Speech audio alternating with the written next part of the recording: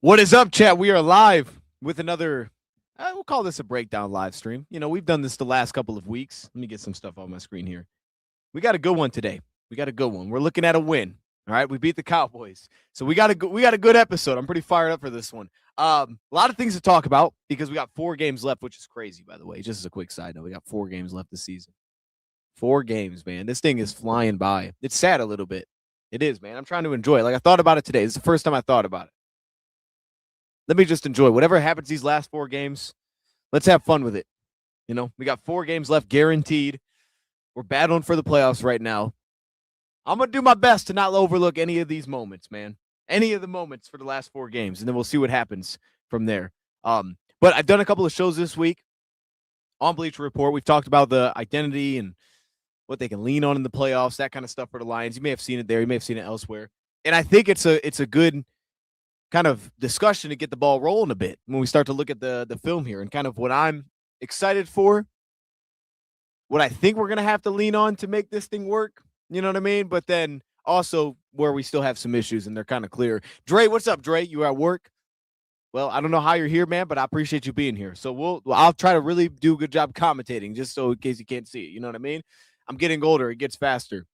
Dude, I'm telling you, dude, it's like 4 games. Come on, man.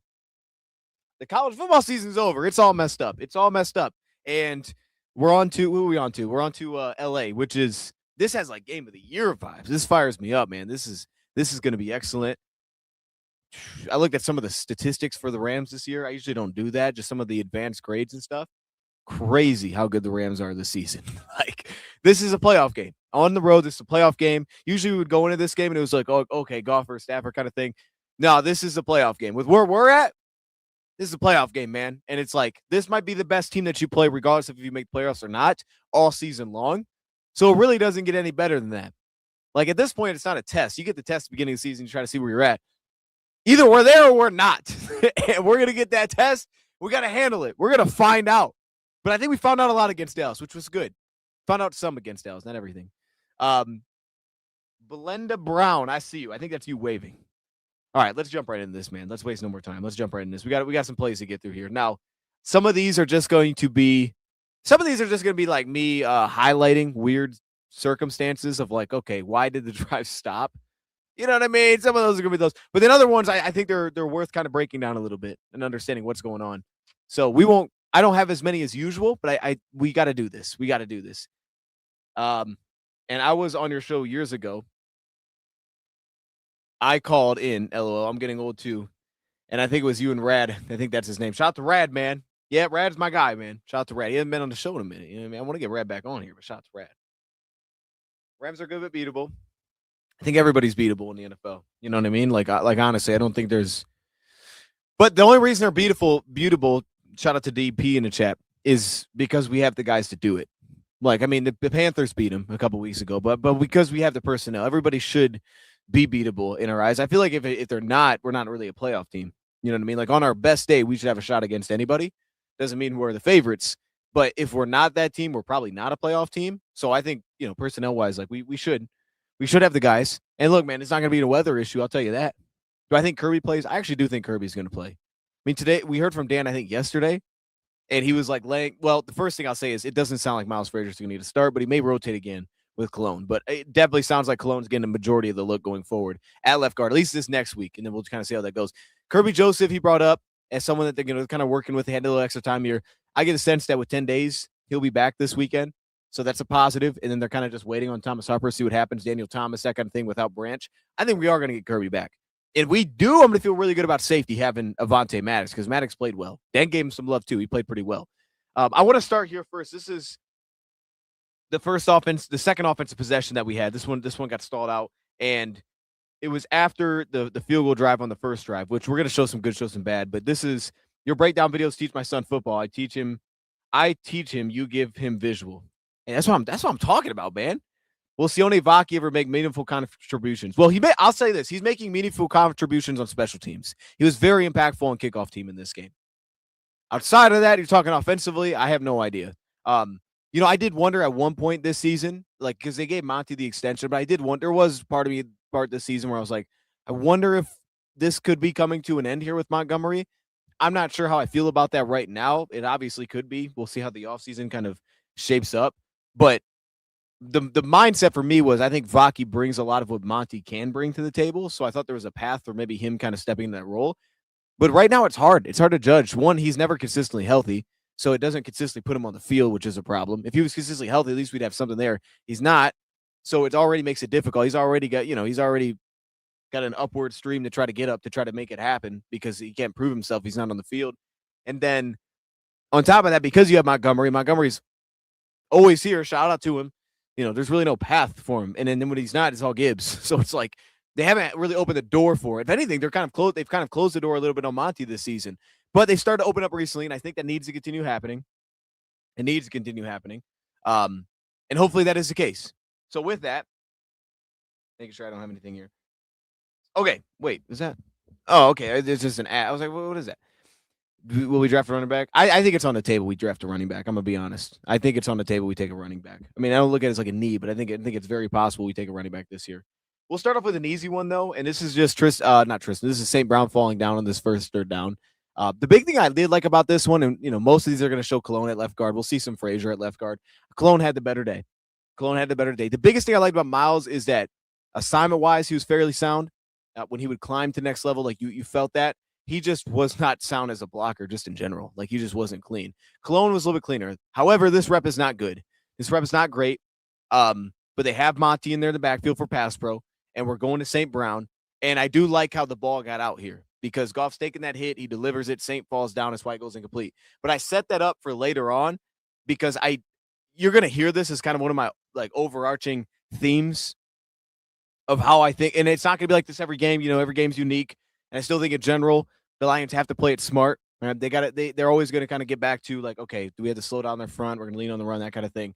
And I do think in a lot of ways the run blocking wasn't that bad in this last game. It was a much improvement from last year. It was a big improvement, or not last year, last week. It's a big improvement from the week before against Green Bay. But that said, I think we're in a spot right now where I'm feeling very, very confident that this passing game can be what the Lions can lean on as we move forward. And we've had that in years past, so it doesn't necessarily guarantee anything.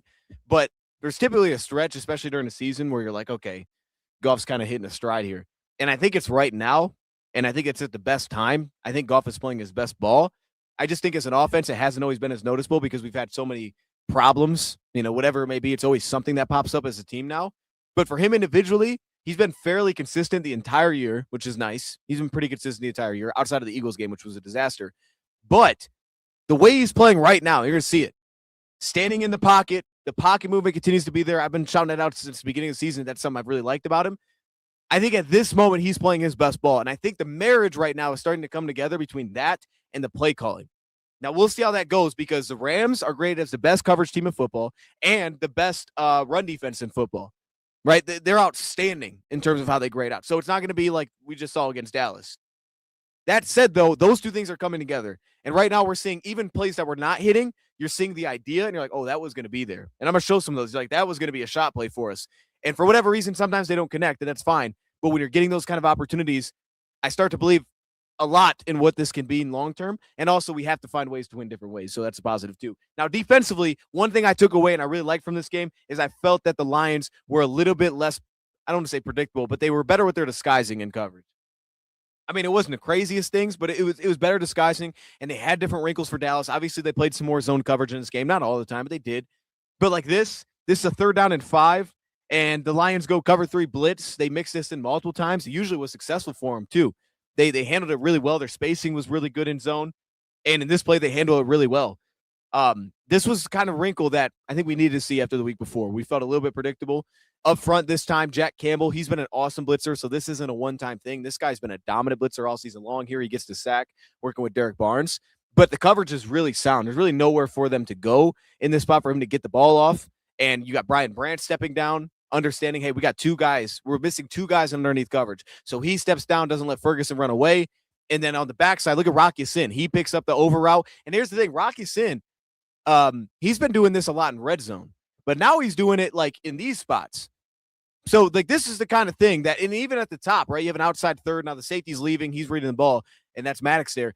But he's still playing both their guys because they're running into the same area. The point is the disguise worked. It was executed well, and you got Jack Campbell winning up front. There's nowhere to go with the ball by the time he's getting hit.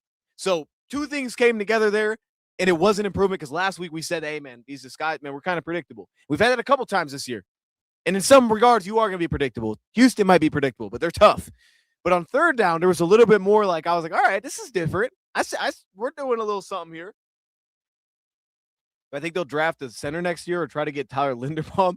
I mean, they'll invest in a center. They'll invest. I still think Tate going to center is on their mind, so I don't think their focus on it has to be a center. I just think in general they're going to be looking offensive line interior. Now we'll see. They did say Mahogany might start practicing this week, which is positive. Kind of on a side note, but he might start practicing this week. So it'd be cool to get him back by the end of the year at some point to see him and kind of just see what it looks like. Because I didn't think when he was available he was that great. He didn't look like a starter for me. He was a starter, but it wasn't like this is what we want. We can get better. We can improve off of this. So potentially getting him back, see what that looks like as the offensive line around him is kind of gelled a bit. I think they feel really good with Tate. I feel really good with Tate. Do they want to move him? I don't know. But ultimately, Graham Glasgow, I also was pretty positive on. Like, again, you kind of know what you're getting with Graham. He's not going to move people around at all, really much at all. But this last game, he did exactly what we needed him to do. Against that interior defense line, he settled everything up front for us. He was strong in pass pro. Like, he settled everything up front. It was a big difference putting him back at center. So I think for them, they're going to feel good with Tate. They may want to put him at center, but I think that just adds flexibility for how they attack the draft. I don't think they have to attack it as it has to be a center.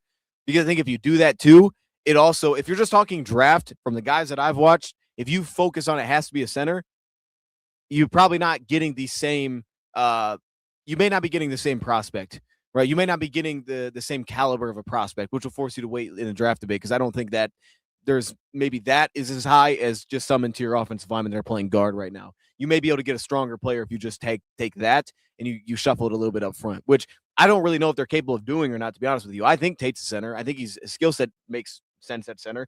Problem is we haven't seen it. As a fan, I have no idea what it looks like. So, I mean, I just kind of going off what they say. I don't know. Maybe. I mean, we'll see. We'll find out. Taylor Decker might retire in 2 to 3 years. It's on the table. I mean, here's the thing though. I don't think the Lions, if they thought Decker could retire in 2 to 3 years, I don't think they would draft for that reason.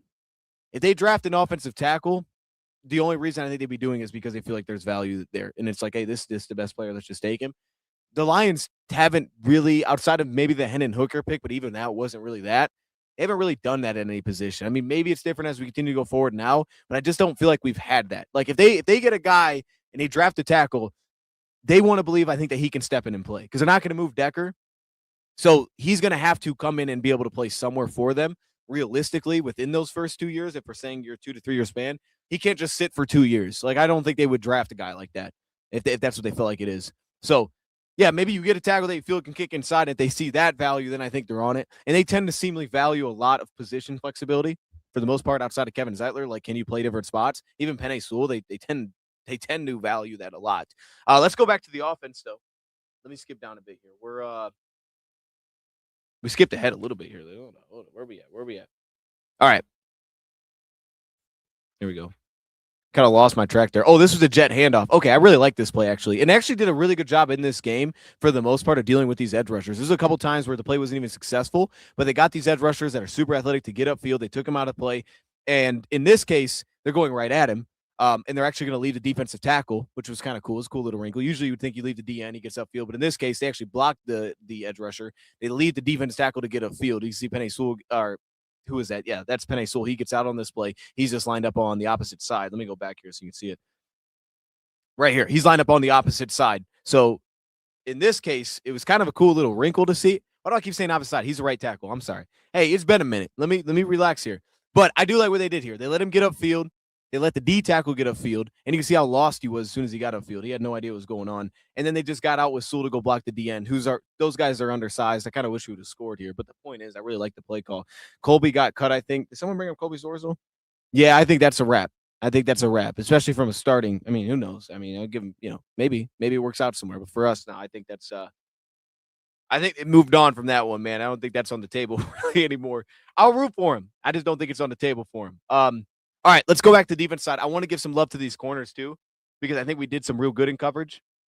Like we showed up a little bit in coverage here, and as bad as some of the grades and stuff came out, I was much more impressed with the Meek than I was like I thought Amik had a rough game.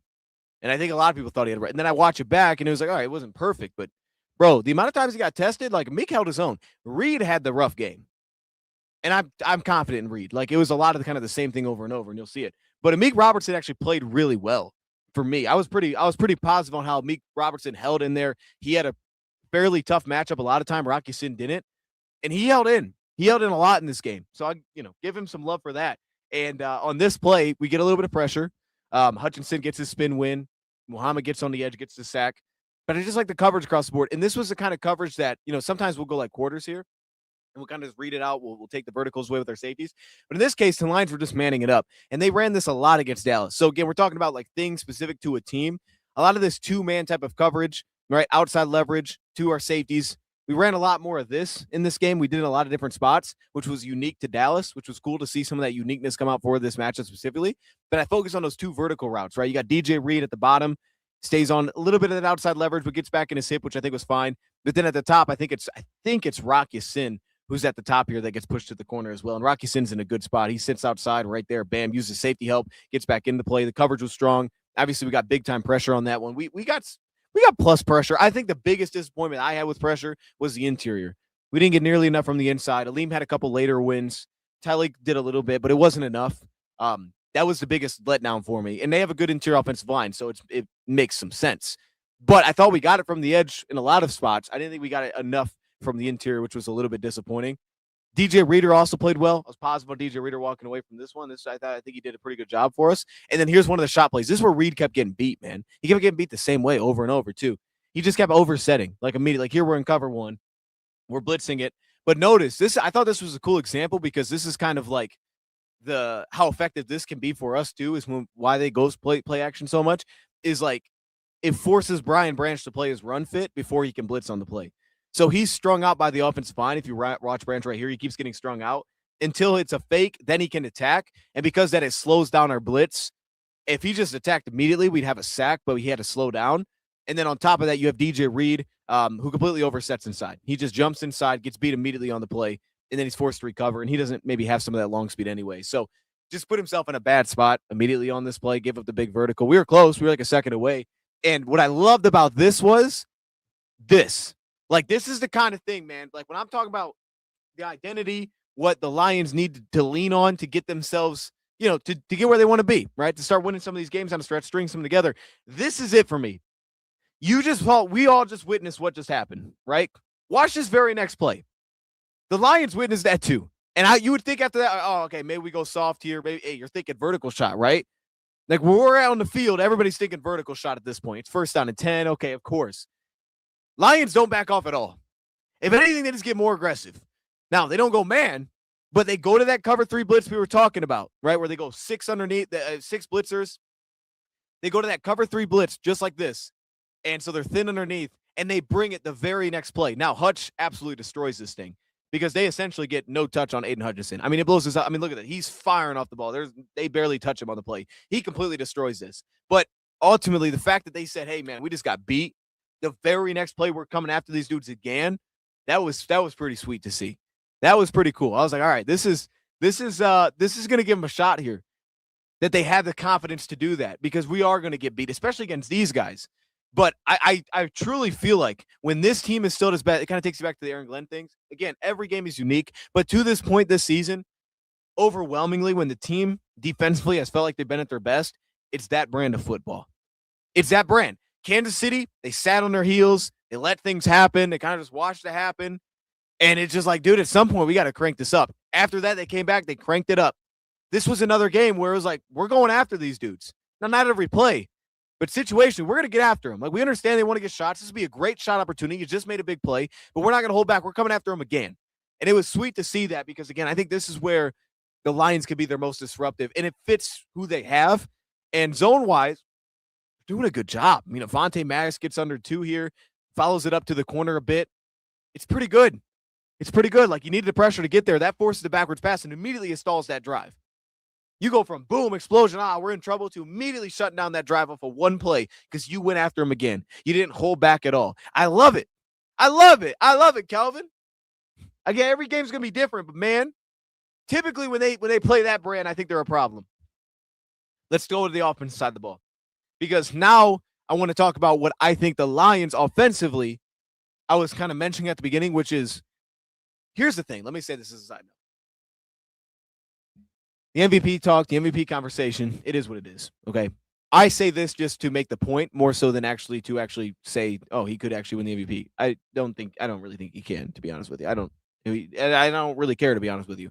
But the reality is this: an MVP type of level or a performance and into what we expect from Jared Goff, like our expectations for what Goff should bring to the table based on what we know of him. To me, he's in a spot right now where he can be the most impactful I think Jared Goff has been as a Lion. Like, truly. And I actually think the last 2 weeks he's pointing that direction of like, okay, this guy is going to give us a chance. If we can just clean up some of these things, this is what's going to give us a chance to get there. Because over the last 2 weeks, I felt like we've stayed in the game because solely our passing offense. I mean, we're playing so often behind the sticks, it's insane. And we didn't win the Green Bay game, but we're living behind the chains. And yet we hang in there. Dallas, the amount of clutch plays that we made after putting ourselves backwards behind the chains that was leaned onto the passing game with a left guard position that essentially wasn't blocking anybody for almost the entirety of the game, if it's what it felt like.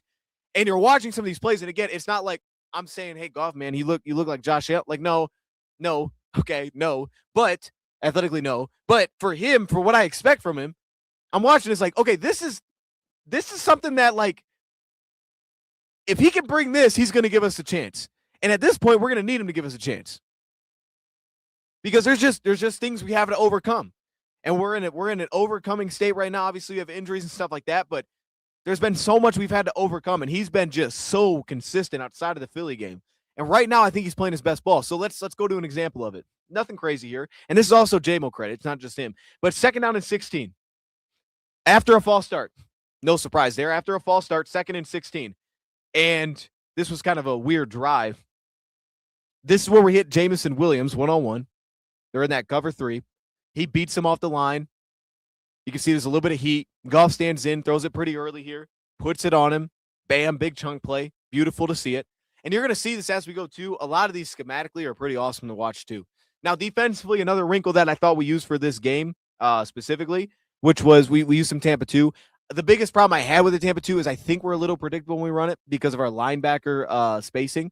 Like, you can kind of see when we're lining up, we're running this, and at some point you can kind of predict it. And we're also going to show the breakdown touchdown because I thought that was a little bit different when I thought it was initially when watching it live here. But just like this was a good play call.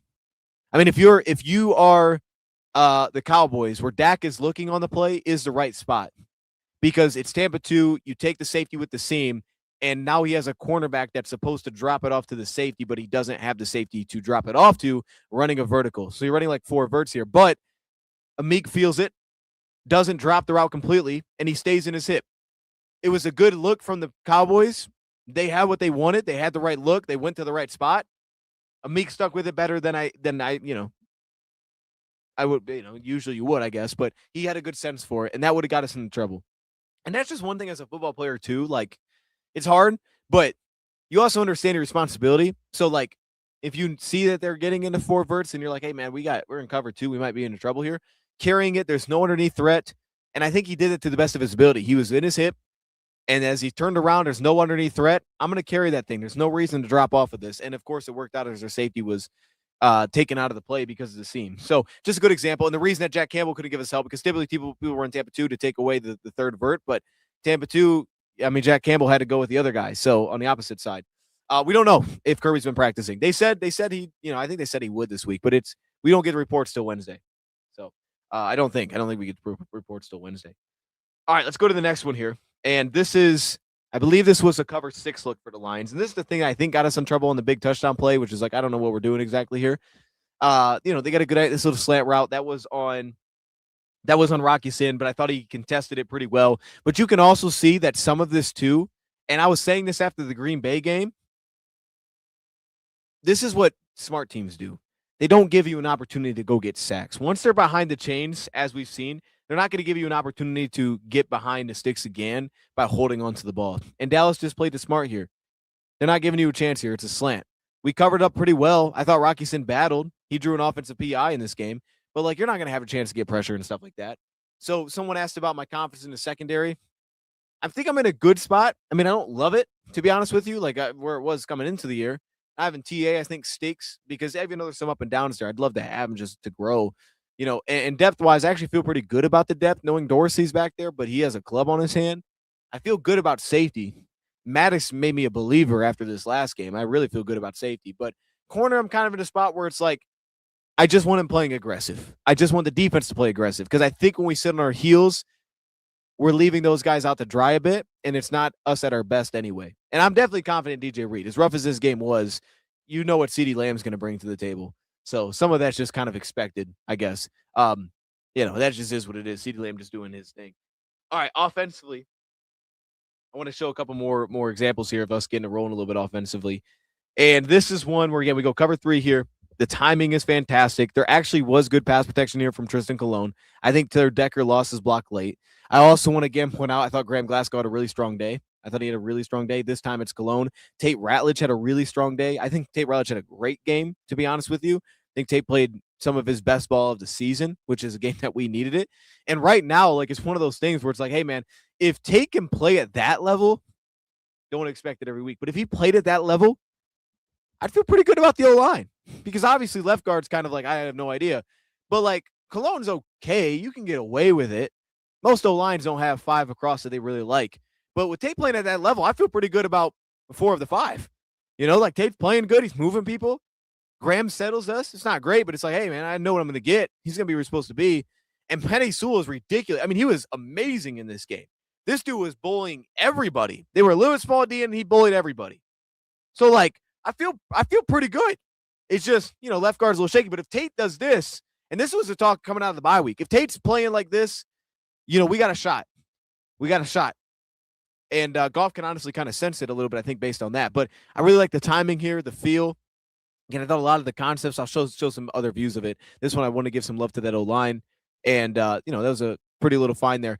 I'll show some other ones as we go through here. I think actually the next one's going to be a better look. This is something, though. And sorry, I have 2 different plays here. So this is something, though, that Jahmyr Gibbs, like, bro, we don't have Laporta. We talked about having to get Gibbs going in the pass game, really lean into that being his strengths.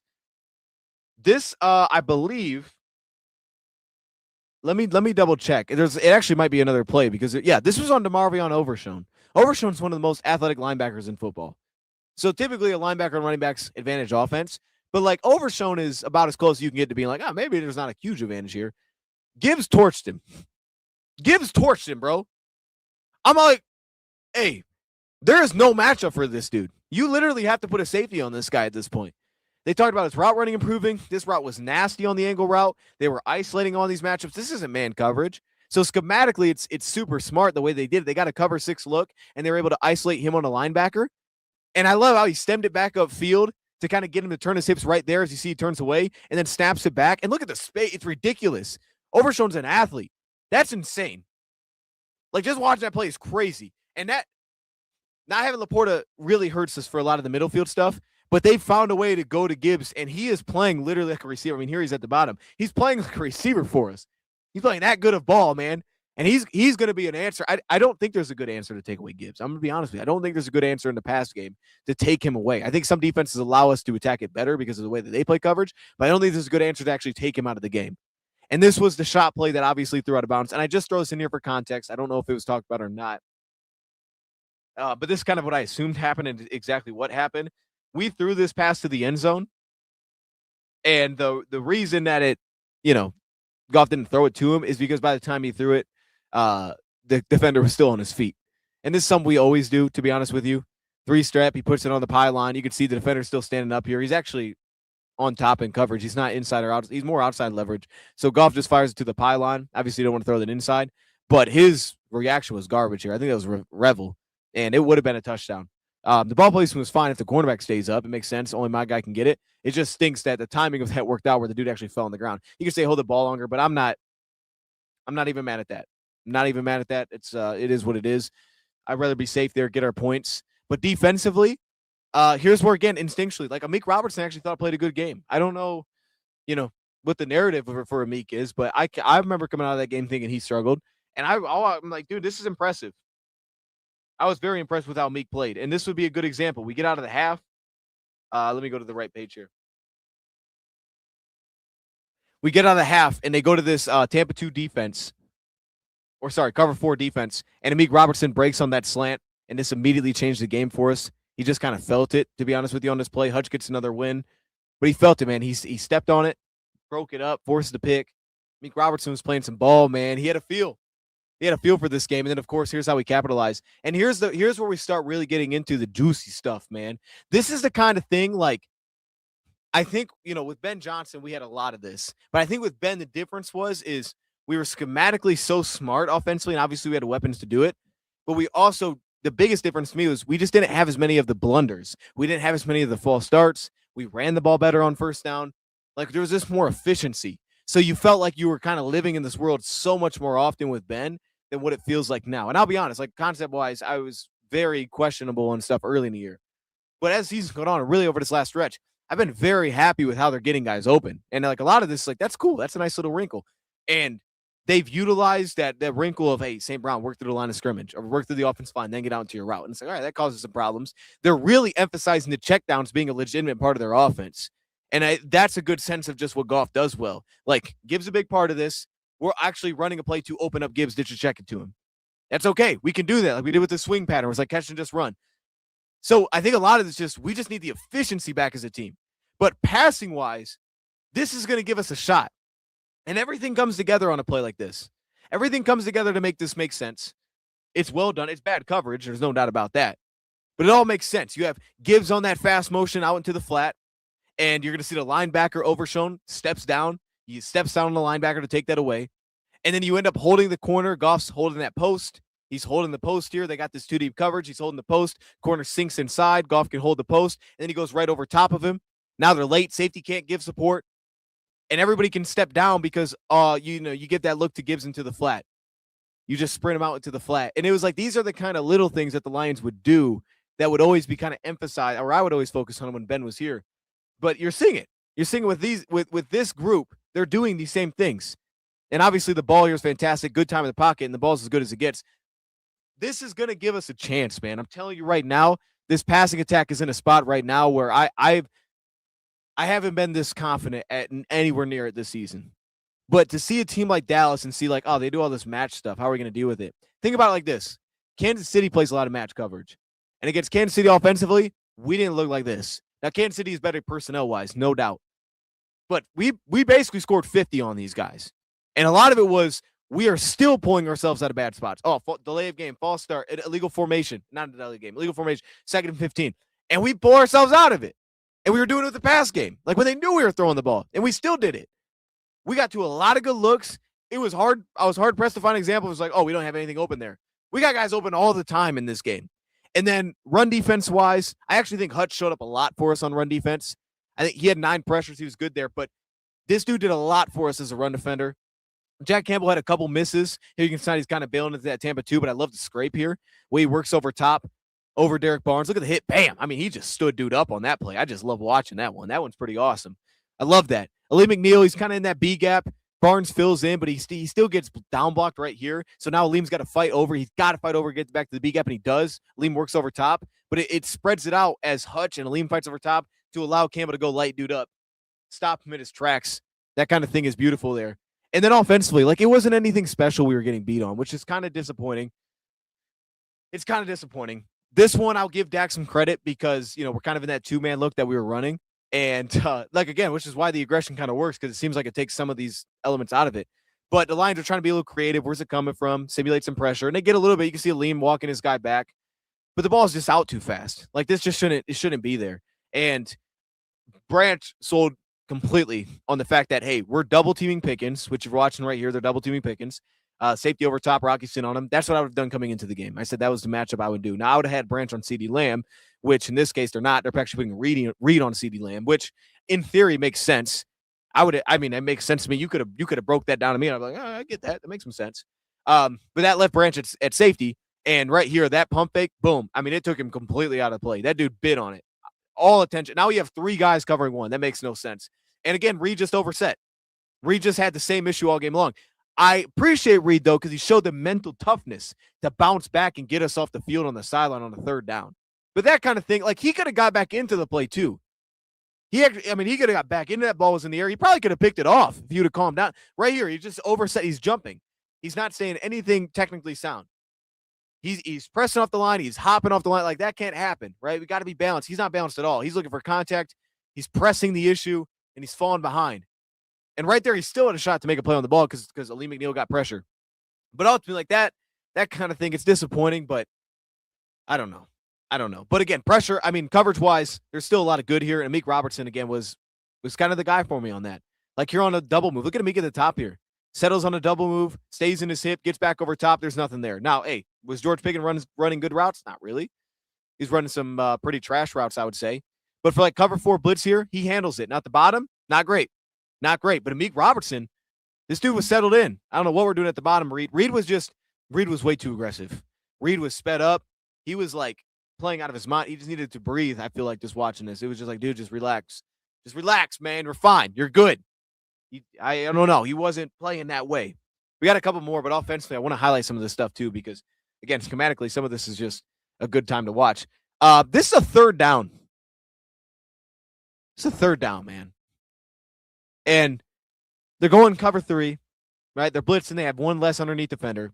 So you're isolated. You know, you think zone, you think, oh, there's always, you're never isolated. You're never one-on-one. You're actually one-on-one a lot in zone coverage. Specifically when you blitz.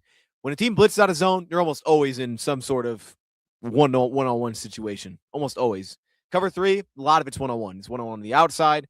In this case, one-on-one on the flat, especially without the outside defender. So he's completely one-on-one here. And gives this run. I mean, these are not swing passes. These are like legitimate routes. He runs the out route. Look at the stem on that route. He pressed into the defender. He didn't just run it straight. Look at this. He walks up the defender right here, walks him up, snaps it off. It's smooth. And the timing is there. It's a great ball. And then look at this. This is obviously what Gibbs does. It's just ridiculous. I mean, the dude's doing push-ups right now. He actually dropped him to do some push-ups after that play. That's ridiculous. But this was the thing that got us going. There's another one. Let me go to it. I got to find out where we're at here. Don't want to mess this up. I feel like we're better prepared and practice with Ben at OC. I think JG and Dan are now talking better when he took over. It definitely could be the case. I just think the biggest issue for me, and it's like, hey, you're going to have change of voice. You're going to have differences in how you want to do things. But football's football at the end of the day. So it's like you may have some different things, but you're still running football, like concepts to beat certain coverages. All that's going to be kind of the same. Everybody's going to have their own wrinkles. So I think naturally things are going to have to look different, and they should if they look exactly the same. Why even hire the coordinator, to be honest with you? Right? Why even hire new people? Why hire anybody? But that being said, we just have to dial down these dang mistakes, man. We have to dial down the mistakes. And I get it. A lot of it is been new guys, new tight end, illegal formation. Guard play, shaky, couple false starts. Tesla last week not hitting a block. Well, he hit a monster block in this game, as I'll show, and he springboarded a run. But I think it feels like it's been that because we had like the Washington game where we lit him up, but we were efficient. We didn't beat ourselves. We ran the heck out of the football, and we haven't had that to lean on. We're having a lot of 1-yard runs on first down, and it changes the game completely.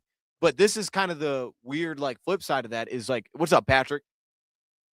Because we're in that situation so much, it's actually giving me optimism because we're getting ourselves out of that spot a lot. Like a lot of these times, we're getting ourselves out of bad positions that we're putting ourselves into offensively, and we're doing it a lot of times with the passing attack. All right, so I'll go to another example to showcase that. So this isn't the one. Hold up, I get a different one. Where are we at here? That was Gibbs.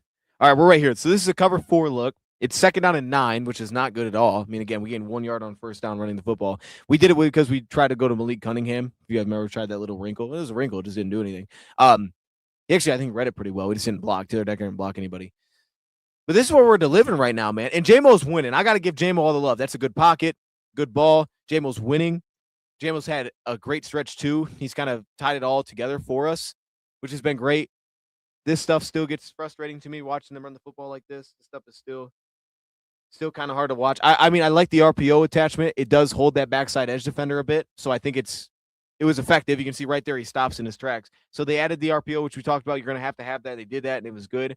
But like this is the kind of thing where it's like, okay, Cologne definitely lost his block, so you don't get upfield. You bounce off it right here. Okay, fine. But now it's like right here, can we stick our foot in the ground and get upfield?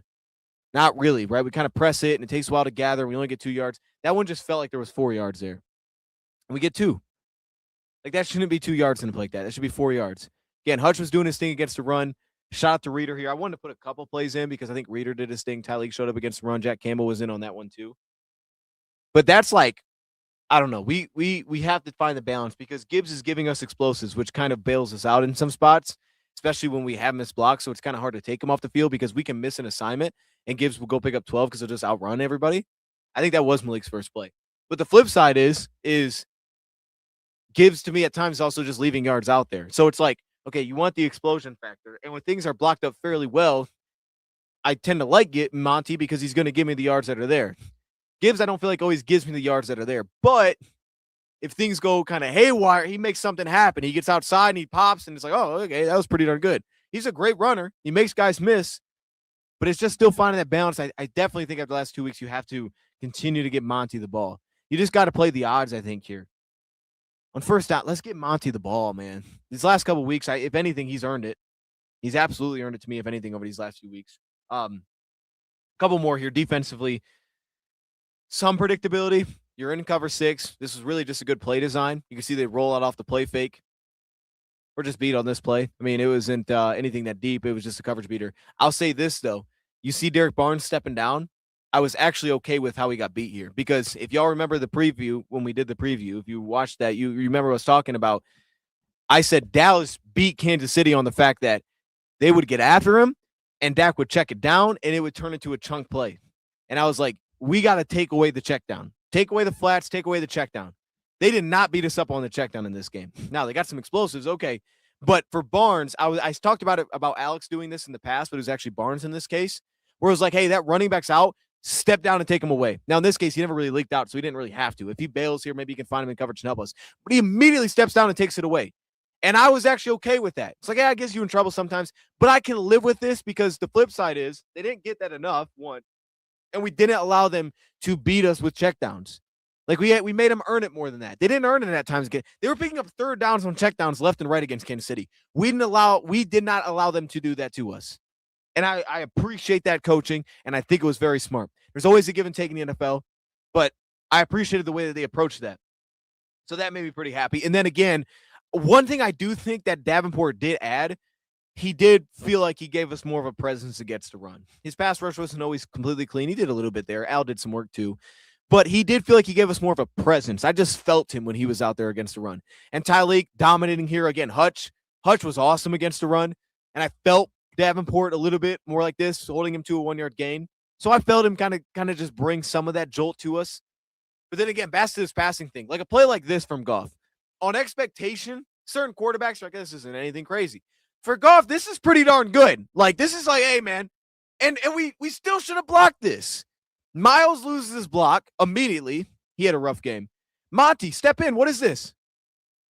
Like, y'all are, like, for real, that should not happen. Even though Miles lost immediately, they're not blitzing. Monty steps in, does the right thing, and he completely whiffs.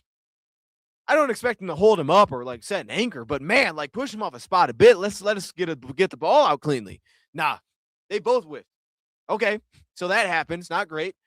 But the play that we still make off of it, and watching it live, I'm like, where in the world is he throwing that? How did that work out? It actually wasn't the worst throw in the world. I'm going to be honest. I thought it was a lot worse watching it live. And again, notice in this play, can you guess? It's a 1st and 15. It's a 1st and 15. We're behind the chains already. So this is like end of series kind of play. Incomplete, 2nd and 15. Sack, it's over. You're punting. And he slides away. Stands in. I mean, he's standing in tall here because he's trusting what he's seeing. He is trusting that they have the look for the defense. And we know Goff has taken ownership of this offense with checks at the line a while ago. But right now, the feel is very clear with him. He looks very confident in what he's seeing. And right here, he just stands in. He's confident. He's like, I'm going to get there. I'm going to get to it. And the little St. Brown adage, like, I love this, man, because these are the things that we would always do. We create so many high lows, and it was basic zone beaters. Remember how we used to just cook zone coverage? And the recipe was always like, hey, man, Goff is accurate against zone, and we pass protect well. Right now, we're not even pass protecting that well. It was a little bit better, but not that well, especially at left guard. Yet we're still dicing up zone in a game like this, a lot of zone from Dallas, because we're getting to schematics that make a lot of sense. We're getting the plays that beat their coverages. We're prepared. This is why golf is always so tough in zone. Now he's adding the element. He's not even in a clean pocket, and we're still finding these. Slide, staying in. And I mean, this is not a bad ball. It wasn't great. Shout out to J-Mo getting back to it, but I'm like, it actually wasn't bad. That was very catchable. That's why it worked. This gives us a chance. I'm telling you, it gives us a chance because realistically, this is our reality. Until we see otherwise, until we see Cologne dominate, right now what we know is that left guard, we are average at best on our best day. On our best day, we're average. Tate is very capable of having a poor performance in pass pro, but he's typically going to be above average. He's going to run block pretty well.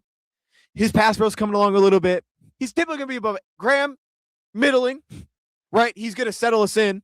He's going to have some ugly losses. He's not always going to move people around against run. Sewell's going to dominate people. We'll have some losses against some speed, right? We'll have that. Decker's going to have a little up and down. But for the most part, you can rely on most of this. We know that's our reality. So the only way this thing gets right is either one, somebody steps up, whether it's Mahogany coming back, Miles Frazier in another game, Tristan Cologne, or we have to still execute through it. And I promise you right now, because of the way that I look at it, 2nd and 15, first 15 is not doable. We cannot do that. One, Miles, that has to stop if he's on the field again. But we can't do that anymore. Like, we got to find a way to eliminate those best possible. Because I truly do think if we can just start, and I honestly think here's why I'm saying this. We might have to start looking at ourselves as a pass first team. Now, not every game, right? If you're going against a team that can't play the run all over them. But the mindset of like, we're gonna kind of lean a little pass here. I don't think there's anything wrong with that. And we know it puts your pass protection in some tough spots, especially if a team plays a lot of man. But most teams don't play a ton of man. So just in general, one, I think it'll help eliminate some of the, because most passes, if we complete, are not going for a yard.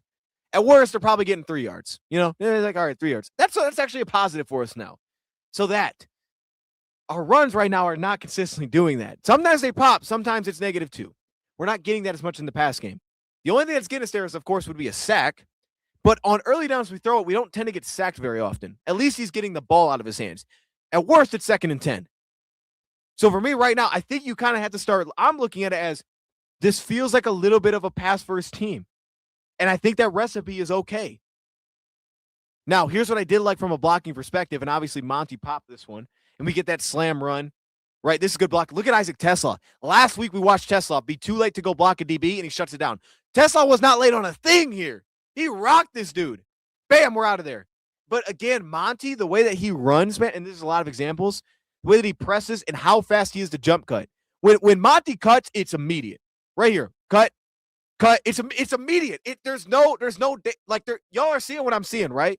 When I watch Gibbs cut at times, love Gibbs, but it's not his style. Sometimes it's like a little bit of a gather. He's almost too fast for his own good. He's like Sonic. He has to slow down a little bit. He literally is. But when Monty cuts, it's like, okay, leverage outside, stick it, I'm upfield. And it's immediate. And to me, that could help us stay a little bit out of the 2nd and long. I love the fact that we're getting ourselves out of 2nd and long right now, but that could be 3 yards or 4 yards versus 1 yard or -2. And it's tough because, like, well, what if it cuts back our explosives? I get that. There's always the balance. But I think a lot of the explosives for Gibbs are going to come in the pass game. Like, if I'm just looking at how we're playing right now, the explosive for Gibbs for me are coming in the pass game. And if we're talking about that, it's the hard balance because the problem we're having, and I know this one's a little bit blurry, but I got 2 of them here. Our pass protection is not consistent enough to rely on. We are going to get time to get a shot. Even on a play-action play, Goff is running for his life to get the ball out. Typically, play-action help us, but especially on a drop back, it's not consistent enough right now. Sometimes we may get it, sometimes we just may not. I mean, if you think about it like this, one play essentially won this game for us. We had back-to-back 2-yard runs. 3rd down and 6, cover 1, pressure on Goff, and he delivers to J-Mo for about 30 yards. J-Mo came through, Goff came through, pass pro kinda. But it's like, if we don't make that play, we might lose this game. Because it was 27-30. We're on our own side of the 50. We're punting the ball back. We just gave up a touchdown. We might lose the game. That could have been our season right there if we don't convert that. And we put ourselves in a spot where we had to play that game. So at very worst, I think from a percentage perspective, maybe I have to look this up. Maybe the numbers just need to jump a bit.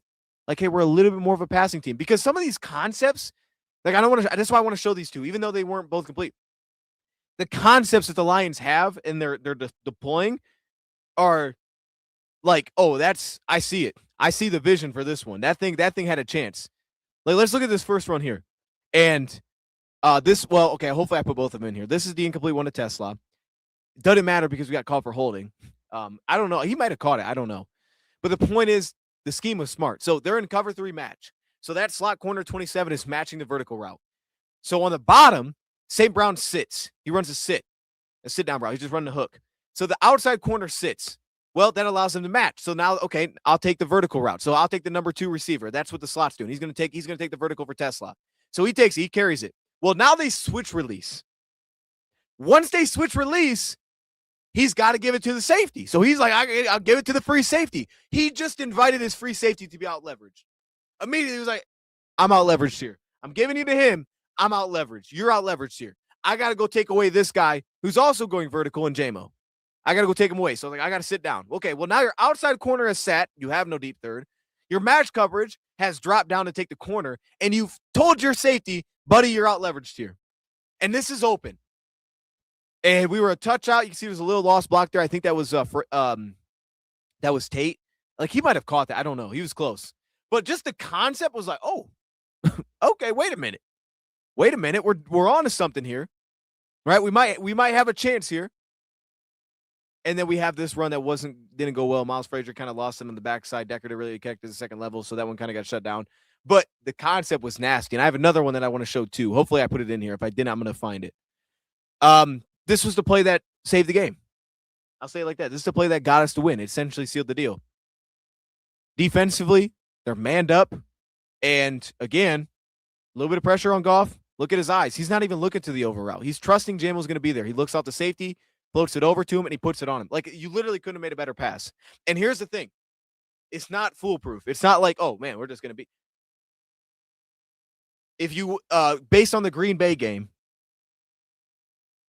we did not deliver. Those guys did not deliver, right? We had to drag the JMO was open, and we missed him, and he dropped it.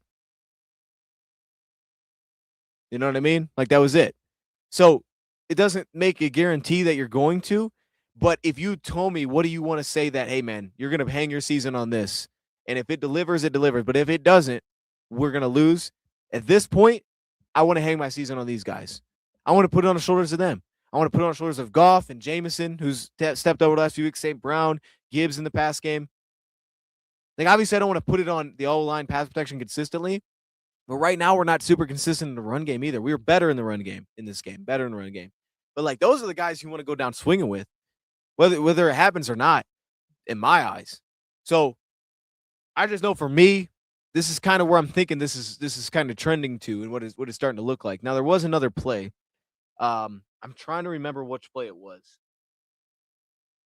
Oh, it was the one to St. Brown. Or he threw it to Jameson, but St. Brown was going to be wide open. I want to show you this play. Let me show you all this, because this kind of puts it all together. This puts it all together of what I'm talking about. Like, we didn't execute it, and you'll see why, because we had no time to get there. But it was like it was going to be there, and we were going to have like a massive play, and we had an absolute beater dialed up for these dudes. Let me see. Play result. What play result would be? It'd be an incomplete pass. Can I do that? I can't put that in. Here's what I'm gonna do. I'm just gonna look up St. Brown real quick. Let me show you.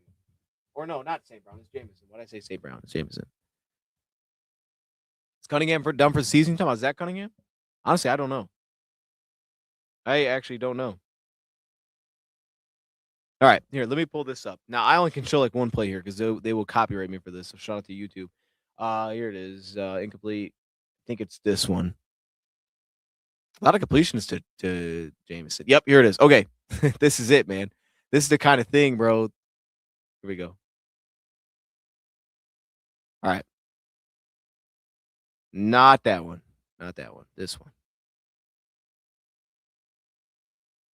All right.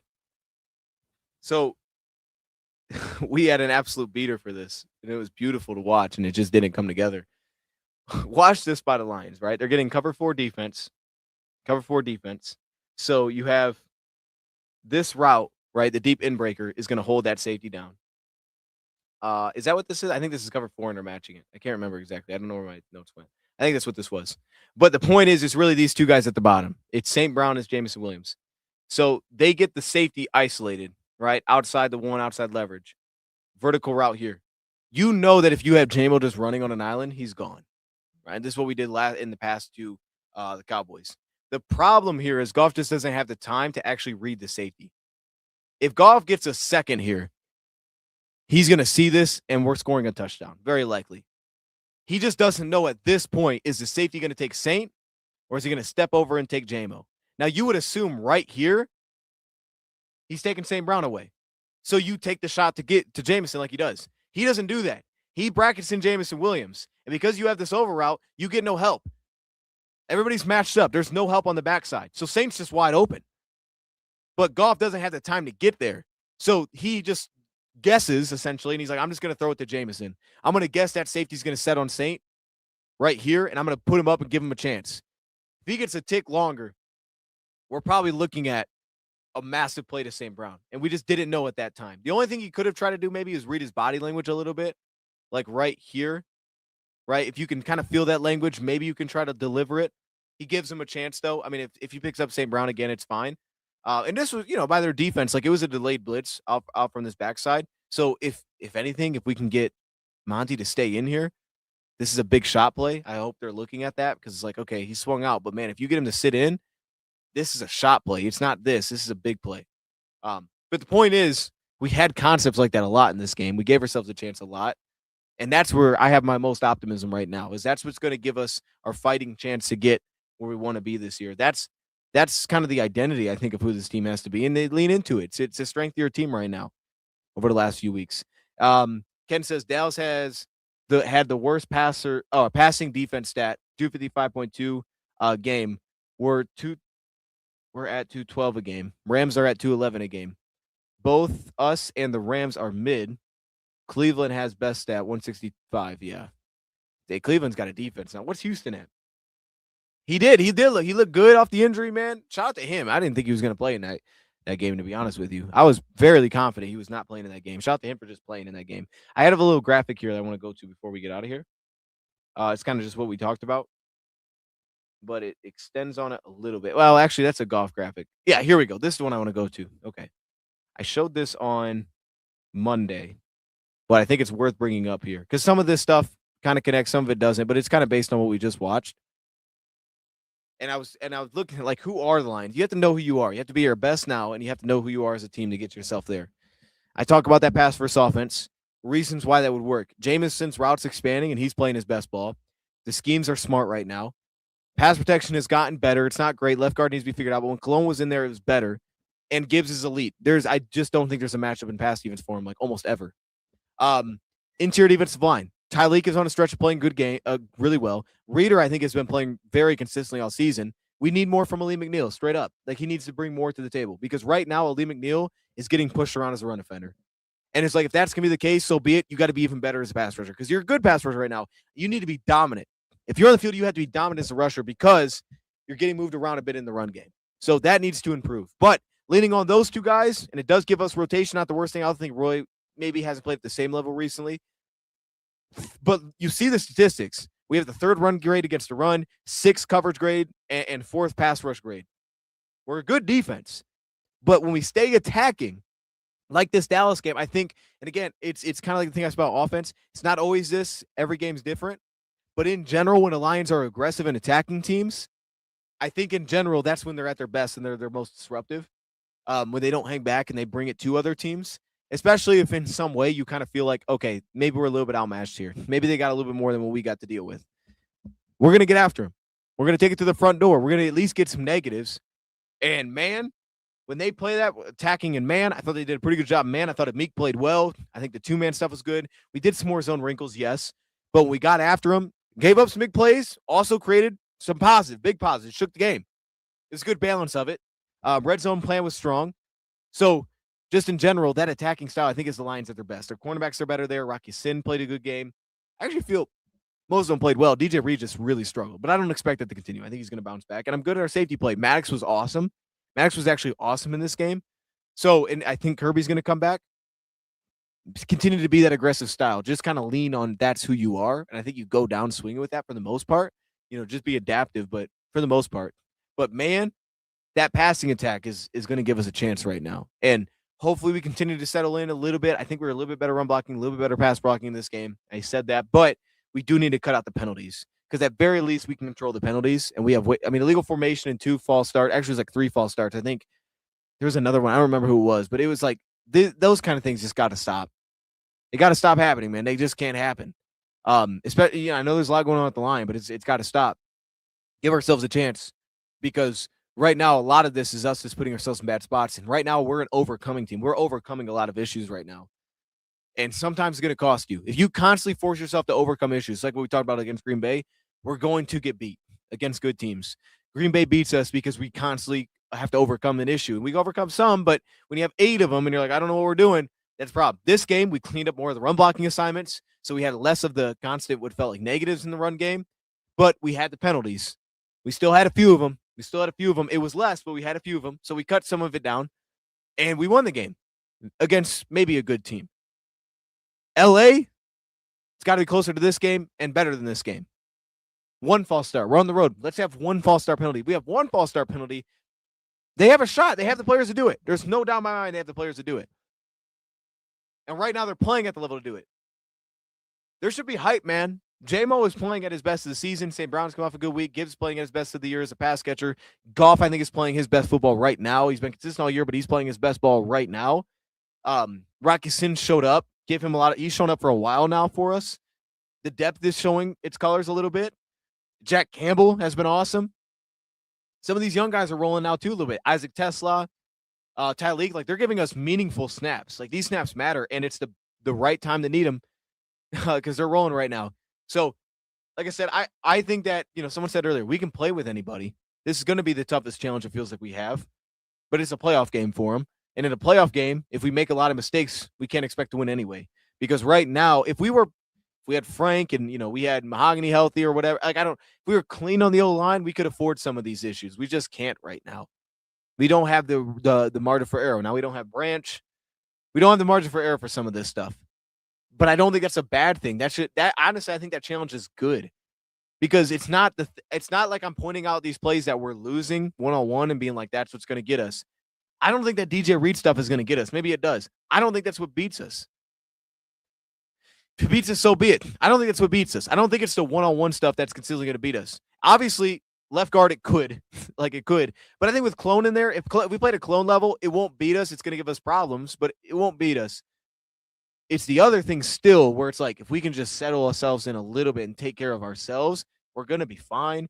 Is Dan working these guys too hard in training camp for all the injuries? I don't know. It's a fit. I don't know. Honestly, I don't know.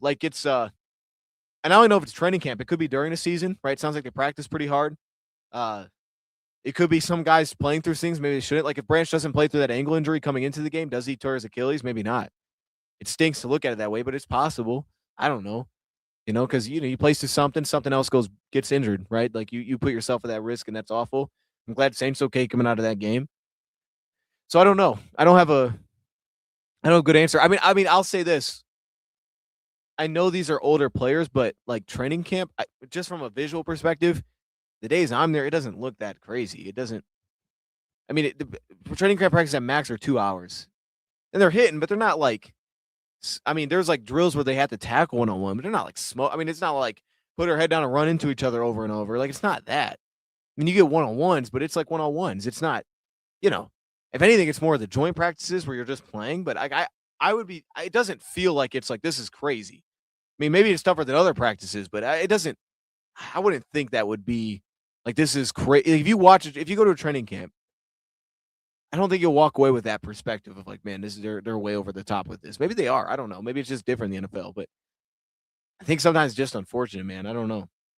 I think I think as you age too, and you're playing the same sport over and over, and you're constantly stressing the same body parts over and over and over, like you're just susceptible to things. And obviously guys kind of fall awkward things. Daniel Jones, like sometimes I think things just awkwardly happen, but you're going to stress the same parts of your body over and over and over, like you're probably going to be at risk for injury there. Our second year corner. Yeah, I know, dude. Ennis didn't even play this year, which is awful. And then Tyrion, like losing them both. Um, I do hear other streamers calling out our practice regime. Maybe guys from other squads are shocked at the intensity. Oh, like from other teams, like joint practice and stuff. Maybe. I mean, but also, okay. So here's the flip side of that to what we just said. Let's say that's the case, and you're talking about like other teams. That's probably why I say that the Lions are at their best when they're getting after teams because that's who they are. I mean, they don't sit back. They want to go. They want to be on the attack all the time. It's a mentality, but it's also a way that they play defensively. So lean into that. And I actually think, and here's the whole thing about the record thing. Records matter, but only to an extent. You just got to get in the playoffs, right? To be honest, we just have to get in. So if we can get in, the idea that Kelvin Shepard maybe learned from the Kansas City game is okay. I think he did. I think he learned from that. And I think there's still going to be games we have to learn from. And that's fine. Like, you're going to have your bumps as long as we're adjusting to them. I actually think it's an okay thing that we've had games. It's frustrating in the moment, but it's okay. It's just like at some point you have to play your best ball. And I know Ben's even said it, like we were going to be playing our best ball in December. Well, they're playing pretty good right now. This Dallas game gives me optimism. This could absolutely be the springboard to playing their best ball. It could be. I walked out of that game saying Lions got the dudes. They got the dudes on both sides. They just need to clean up some of the stuff, the errors. And it was cleaned up better. If they can clean up just a little bit more, like you're going to give yourself a shot against LA. And it's like, I'm telling you, if you get that one, that's where your run happens. And that would mean if they can beat LA, it's going to mean they're playing their best football of the season. From this week, last week, I even think the Green Bay game, they did a lot of good. Green Bay made some plays. They made some mistakes. But in terms of actually just like their own execution outside of the mistakes, like I actually think they're in a pretty good spot right now. That's real. I'm happy that these young guys have these important games during the regular season so the players won't feel foreign. That's it. Just get in, right? Like just get in. I think I read a thing today. It was like we've had the third hardest schedule so far. We have the fifth hardest remaining. So it's never letting up this year, and it probably won't as we, as long as we continue to be competitive, our schedule is not going to let up. Bears have many injuries as well. Most likely a similar practice routine. I know it's tough, man. Because I know, like, the Bills. Like, I mean, I don't know how the Bills. Like, I don't know. I mean, we always are up there on IR. I don't have a good answer for it. I mean, some of it is you have drafted guys that have had injury issues too. I think some of it's just naturally unlucky. So I don't know. I don't know. I don't think I'm gonna have a good answer for that. I don't think I'm there enough. I think I'm just guessing, to be honest with you. Also, I'm not like a medical guy like that, so I don't know. I mean, it's hard because it's like I don't see what the Lions do during the week and stuff like that in preparation versus other teams. I just know, like, watching training camp, it doesn't feel like that would be like, oh, they're doing way too much here. You know what I mean? Like, y'all been at training camp. It doesn't feel like that. I don't ever get that sense. Joint, I feel like they're competitive, but you know what I mean? Like, I don't feel like that. And plus, I mean, what did Rakestraw hurt this year? Here, like his chest or something? Terrion didn't get hurt till the season started. Brian Branch got hurt in season. Davenport got hurt in season, came back. Laporta got hurt in season, so I don't know. I don't know, man. I would also say, like, hey, maybe playing guys at the end of the season when games don't matter maybe is an issue, but I don't know. We're not even in that spot right now, so it is what it is. But that's another thing they're overcoming. I mean, we have, like, whoever the heck's playing a tight end. Bro, we've used Dan Skipper so much, and I'll give Dan Skipper some love. Dan Skipper played pretty well last game. He's still got athletic limitations. Dan Skipper handled some business last game. He was actually pretty good, and he's on the field. He's like a starter. Almost every package last week felt like Dan Skipper was on the field. Davenport's out there, man. We're going 6-0 linemen all the time. We did some 6-0 linemen, no tight ends. Hey, whatever gets your best 11 out there. But the Lions did a lot of that. They've been doing a ton of that. Dan Skipper's like an actual starter on this team right now. So credit to them for figuring it out. They're trying to find something to overcome some of these issues. And it's been Dan Skipper. They played Dan Skipper a ton. This guy is a starter for this team now. They're making it work. And it stresses all the other weapons because it's not like you're throwing it to him. You never throw it to Skipper. So I don't know. Lions, we need line to be dominant. So I'm with you. If we were, we'd be great. We need them to play their best ball. Because I think, just to be fair to them, like I know the O-line's not going to be dominant, right? Like we know that. We know they're not going to, especially against Ram, they're not going to be. They're going to struggle. The interior's going to have issues. Graham's going to have some issues. It'll be up and down. Our left guard's going to have issues. It's going to be the worst spot. But can Tate Ratledge play like he did last week? Because Tate got a good competition. He played pretty well. Can Cam do that? At tackle, we've had games this year where those guys have rose to the occasion. I thought they rose to the occasion. I thought Sewell. Well, we'll see how Skipper does. Sewell and Decker, I thought, rose to the occasion against Green Bay for a majority. Then we had to protect them a bit, but I thought they rose to it. And it was like, all right, they're doing enough. So can we get that game? If we can get that game, we got a chance because they got dudes on the edge. Defensive line, I'm with you. I need more out of Aleem. I just need more out of him at this point. And Aleem was on a good trend as a rusher. That's great. I either be dominant there, and it makes sense that he wasn't in this game. He was good, but he wasn't dominant. They have a good interior offensive line for sure. One of the best, maybe the best in football, to be honest with you. It's strong. But we either need him to just wreak havoc as a rusher, or he has to be better at playing the run for us at this point. But the good thing is Reader's playing well. He's on a good spot. Tyleek again is playing his best ball as of now. Hutch is playing a lot against the run. He's been impactful against the run. Like, I do think we have a good rotation going on the D-line. The D-line is capable of being dominant. I think it's definitely capable. And I also think the D-line really can thrive when the Lions get after people. Like, when they get after people, I think their D-line thrives. I don't think they seem to thrive as much when they sit back. Like, in theory, it'd be like, oh, he's going to hold the ball. I think we thrive when we get after people, and that D-line can go. And it's like, because it's not that necessarily it leads to a sack, but it leads to a pass that gets out early, and it helps our secondary a lot when we get after teams. And that gives us our chance to force incomplete passes and create negatives that way. You've probably not seen the Munsters. I have not. I've heard of the Munsters. Herman Munsters? I have no idea what that is. I just want to see some fire, some grit, decent play calling. Yeah, so I'm very, like, this was, I don't want to be recency bias, but I think this was one of, if not the best schematic games the Lions had. Like, it was that good. The plan for Calvin was unique. It was aggressive. It was smart. It was all those things. Offensively, pass concepts were great. Didn't really have as many issues with the run scheme for the most part. We did some unique stuff for each back. Duo runs were pretty impactful because we were more assignment sound.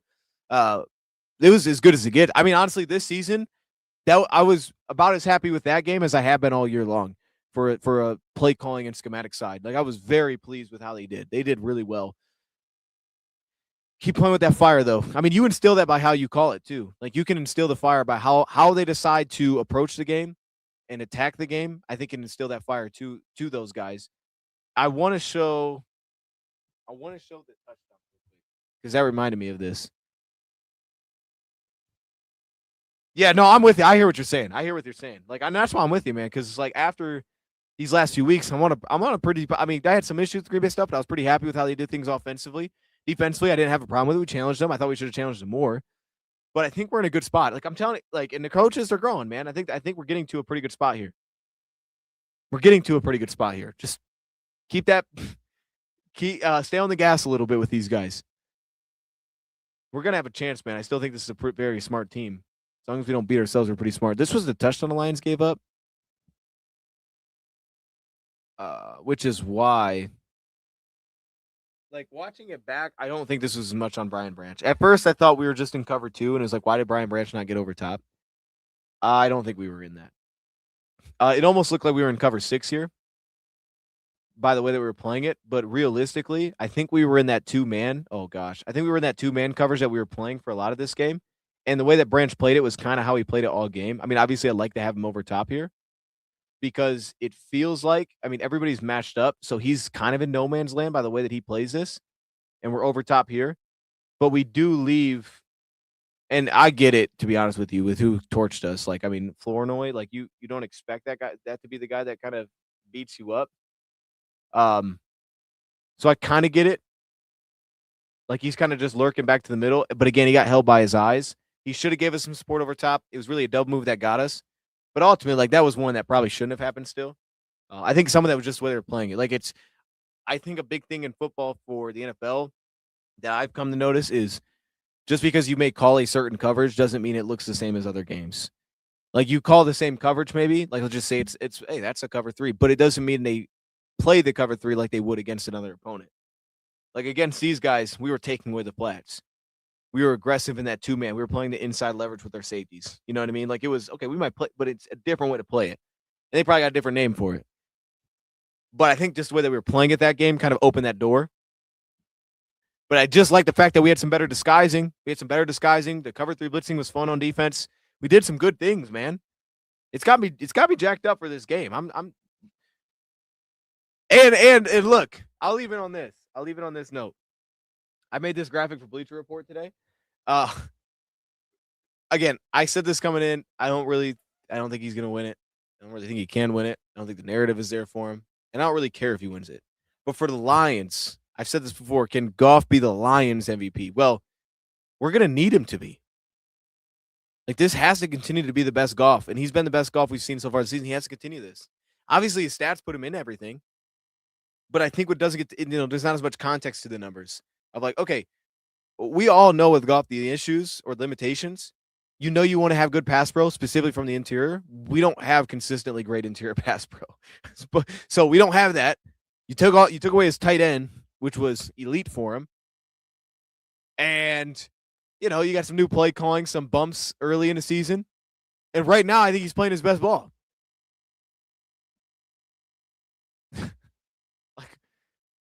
like, bro, right now, if you told me the playoff, like, I don't know. There's another quarterback I would take right now. But I think this is the best version of Goff as a Lion. I think this short stretch here has been the best version. Because he's become a guy that the whole mindset of the offense, and I think they have to just lean into it. I think Dan will. There doesn't feel like there's not an excuse side to them. It's just like they just overcome it. I remember there was like a thing that got asked him about like pressures and stuff. He's like, I don't know if there's more pressures. I don't know. But you're like watching it, and it's like, yeah, this is more pressure. And he's just out there playing his game. And it's like, this looks like the same dude. Like, again, outside the Philly game. So I don't know. And here's the thing. I think in the playoffs, man, you play if your passing game is there and your quarterback's playing well, I tend to be confident. So right now I'm very confident. How quick he is to burn a play by throwing the ball away. But which play? Do you have one specifically? Because if you got one, I definitely want to show it. If you can think of one, like if you think of one from this last game. Because like really for me, I'm looking at it from this last game perspective. There wasn't much that I would change about how he played that game. Like if you're talking about the Tesla one, like I said, when he threw it, I mean, the corner hadn't fell at that point, so I don't really have an issue on that one. That he just kind of threw it to his spot. Like that one I didn't have an issue with. I'm trying to think if there was another one. I think there was other ones. Oh, there was one. No, there was one. That's fair. There was one to St. Brown where he kind of threw it away at the ground. There was one on like the first drive, and he has had that like weird thing where he like sometimes he gets out kind of slow. That is something that does pop up. But there was one to St. Brown early that I would say fits into that category. There wasn't many. It was this one. He he grounded it to St. Brown, and I think he had a chance to get there. Where is it? Oh, that's not it. Hold up. Let me see if I can find it. He grounded one to St. Brown. I think if he would have held on to it, he could have threw it to him. I don't think he needed to do it. I think it was unnecessary for him to throw it at the ground. I don't even know if they called it a target, to be honest with you.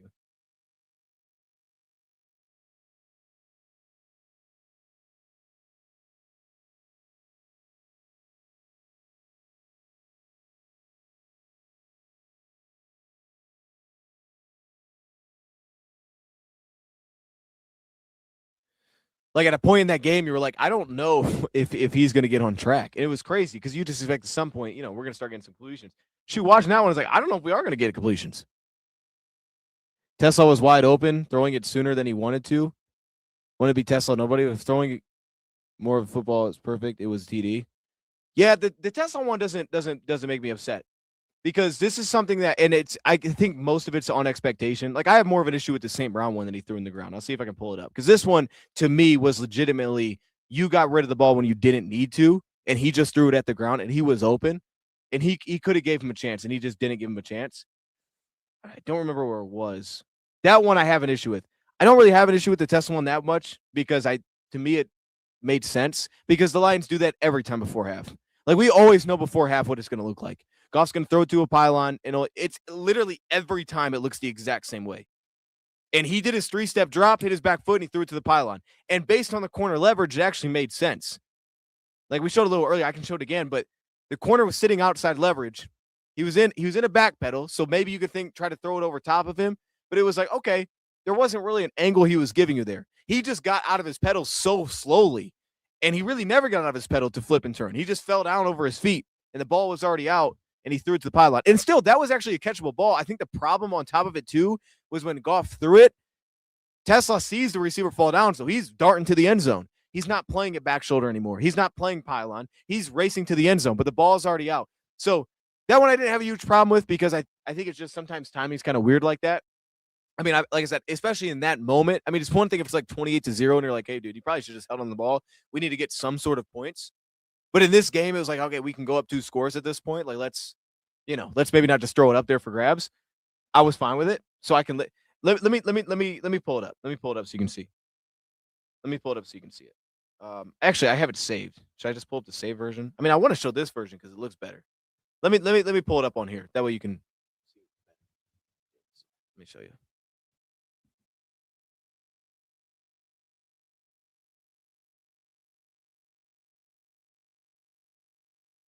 Oh, that wasn't Jameson. That's why I was throwing me off. He threw it to Tesla, not Jameson. Why do I hold up? Tesla. I'm like, bro, where is this? Hey, that's why. Okay, now we're good. Now we're good. All right. Yeah, that was giving me problems. Jeez. All right, here we go.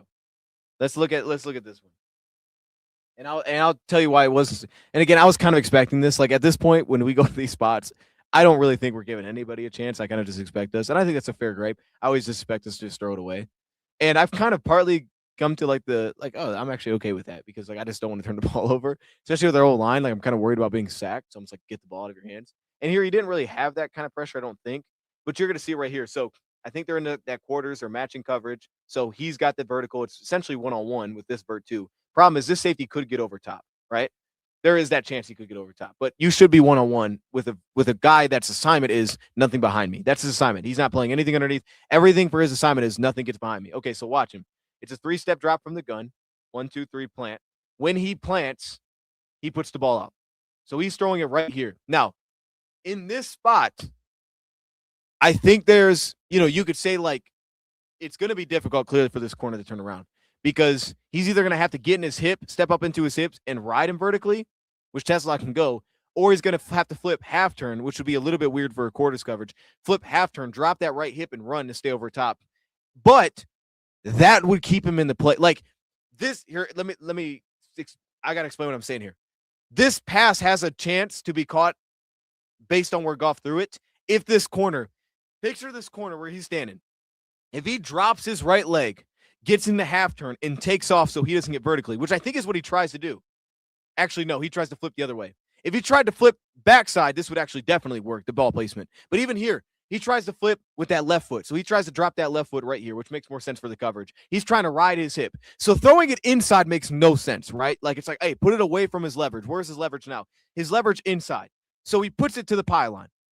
The problem is, again, he's already thrown the ball. He's still in coverage. He just loses footing right here. So the ball is already out. And at that point, it's like, well, dang. Now, Goff did take a hit. He probably could have moved out of it. If you wanted to stay in longer, I don't think he would have got out. He could have stayed in longer. If he wouldn't have held it longer, he would have held it longer. But Sewell, you can see, got beat here. But that's just because he was standing there. He didn't need to stand there. But if you watch the ball, and I think the other angle will give you a better like version of that. I think it was catchable if the corner's playing it correctly because it's my guy or none. It's just the fact that it wasn't. His guy did fall down, so he was uncovered. So it was like, well, wait a minute. Tesla, because this guy's uncovered, he's not running this. He's like, dude, I'm wide open, throw it at me.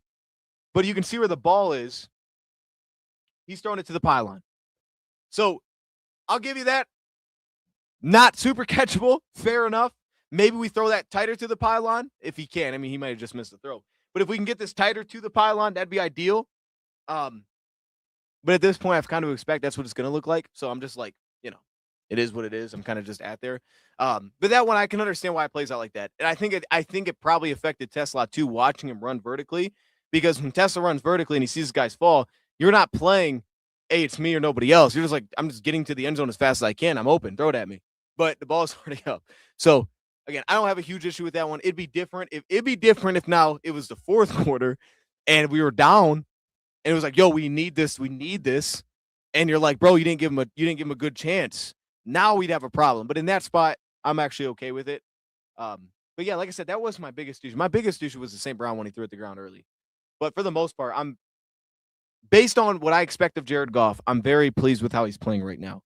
And he needs to keep that up. And I think if he keeps playing the same level he is, I'll say it like this. I think if he keeps playing the way that he is, he's going to give us a chance to run the table. and it'll be on his shoulders to give us that chance to run the table. I think that's where we're at. So we'll see. We'll see if it happens or not. I mean, we got a crazy challenge in front of us. We're gonna have to score against a great defense, which is interesting. I don't know. We'll see. Yeah, the ball at Tesla was really good, and again, the setup was really good. So it was designed to go there. Um, it was designed to go there, which is, and that's kind of a thing to that too. It's kind of like the that actually, I'm glad you said that because that's why I showed this first play. Now it's gonna be trash quality, but hang with me. This is actually why I showed this first play because I'm with you.